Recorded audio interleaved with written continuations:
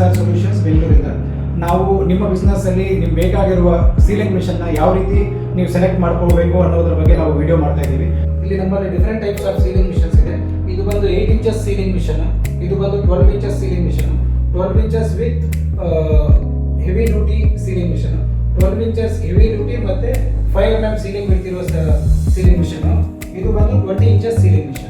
Depending on the cover thickness ಮೇಲೆ ನಾವು temperature adjust ಮಾಡಬೇಕಾಗುತ್ತೆ. ಟೆಂಪರೇಚರ್ ಅಡ್ಜಸ್ಟ್ ಮಾಡಿಕೊಂಡು ನಾವು ಕವರ್ ಸೀಲ್ ಮಾಡಿದಾಗ ಹೆವಿ ಥಿಕ್ನೆಸ್ ಇರೋದಕ್ಕೆ ಹೆವಿ ಟೆಂಪರೇಚರ್ ಕೊಡಬೇಕಾಗುತ್ತೆ, ಲೈಟ್ ಥಿಕ್ನೆಸ್ ಇರೋದಕ್ಕೆ ಲೈಟ್ ಟೆಂಪರೇಚರ್ ಅಲ್ಲಿ ನಾವು ಸೀಲ್ ಮಾಡಿದಾಗ ಕರೆಕ್ಟಾಗಿ ಸೀಲ್ ಆಗುತ್ತೆ. ನಾವು ಇವಾಗ ಯಾವ ಥರ ಸೀಲ್ ಮಾಡಬೇಕು, ಯಾವ ಥರ ಪ್ಯಾಕ್ ಮಾಡಬೇಕು ಅನ್ನೋದನ್ನ ಒಂದು ಡೆಮೋ ಮಾಡಿ ತೋರಿಸ್ತೀನಿ. ಈ ಥರ ಕವರ್ ಇಟ್ಬಿಟ್ಟು ಬೀಪ್ ಸೌಂಡ್ ಬಂದಾದ್ಮೇಲೆ ತೆಗೆದ್ರೆ ಕವರ್ ಸೀಲ್ ಆಗಿರುತ್ತೆ. ಈ ಥರ ಸೀಲ್ ಆಗಿರುತ್ತೆ. ನಾವು ಇಲ್ಲಿ ಇಟ್ಟಿರೋ ಎಲ್ಲ ಸೀಲಿಂಗ್ ಮಿಷನ್ಸು ಸ್ಮಾಲ್ ಬಿಸ್ನೆಸ್ ಇಂದ ಇಂಡಸ್ಟ್ರಿವರೆಗೂ ಯೂಸ್ ಆಗುತ್ತೆ. ಇದರಲ್ಲಿ ಏನಂದರೆ ಎಕಾನಮಿ ಮಾಡೆಲ್ಸಲ್ಲಿ ಏನಂದರೆ ದಿನಕ್ಕೆ 3-4 ಅವರ್ ಸೀಲ್ ಮಾಡೋರು, ಅವಾಗ ಆಫ್ ಮಾಡ್ಕೊಂಡು ಆನ್ ಮಾಡ್ಕೊಂಡು ಯೂಸ್ ಮಾಡೋರಿಗೆ ಯೂಸ್ ಆಗುತ್ತೆ. ಹೆವಿ ಡ್ಯೂಟಿದು ಏನಾಗುತ್ತೆ ಅಂದರೆ ಇದು ಬಂದುಬಿಟ್ಟು ಕಂಟಿನ್ಯೂಸ್ ಆಗಿ 8 ಅವರ್ಸ್ 10 ಅವರ್ಸ್ ಸೀಲ್ ಮಾಡಿದ್ರು ಪ್ರಾಬ್ಲಮ್ ಆಗಲ್ಲ.